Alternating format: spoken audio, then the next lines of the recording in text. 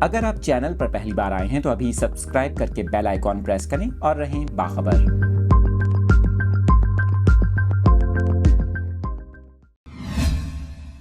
Update کر رہے ہیں اپنے ناظرین کو اس اہم خبر سے متعلق۔ آپ کو بتا رہے ہیں پاکستان پیٹرولیم ڈیلرز ایسوسی ایشن نے بڑا اعلان کر دیا۔ آپ کو بتا رہے ہیں کہ پیٹرولیم ڈیلرز ایسوسی ایشن نے مطالبات کے حق میں ملک گیر ہڑتال کا اعلان کر دیا۔ آپ کو بتائیں کہ پی ڈی اے نے 22 جولائی سے پیٹرول پمپس بند کرنے کا اعلان کیا ہے۔ Chairman P D A Abdul Sami Khan کا یہ کہنا ہے کہ حکومت سے فی لیٹر مارجن یا منافع 5% کرنے کا کہہ چکے ہیں۔ اس وقت حکومت ہمیں 6 روپے اور 2.4% فی لیٹر مارجن دے رہی ہے۔ اس کے علاوہ پی ڈی اے کا موقف ہے کہ کم مارجن کے باعث کم سیل والے پیٹرول پمپس نقصان میں ہیں اور بند ہو رہے ہیں۔ اس کے ساتھ ساتھ آپ کو بتائیں کہ ایسوسی ایشن کا کہنا ہے کہ تحفظات سے وزیر پیٹرولیم کو آگاہ کیا لیکن کوئی جواب نہیں دیا گیا، لہٰذا تحفظات دور ہونے تک پیٹرول کی فراہمی کو بند رکھا جائے گا۔